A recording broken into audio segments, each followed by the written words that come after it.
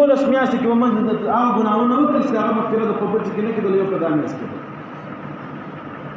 اوس محترم دوستان الله جل جلاله بیا روزه مبارکه تېره شوله شل شپې تېرې شولې یو انسان الله جل جلاله ته نه وژړل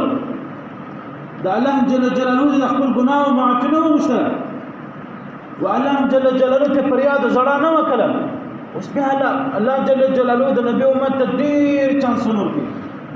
بار چانس در چانس په دا شپو کې وکړه په دا ورځ کې وکړه په دا شپه راته وکړه په دې منټ کې راته وایي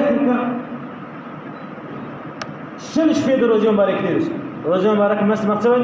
هدى للناس وبينات من الفرقان دا هغه میاشت په دغه کې ما قرآن مجید نازل کړی دی دا یوه میاشت بختور ده بیا قرآن مجید کې نازل شوی دی دغه میاشت بختور میاشت خو عجزه انسان که ما ته وژړي او ما ته فریاد وکړي دغه انسان ته عفو کوم هغه انسان د خپل رضامندي نصیب کوم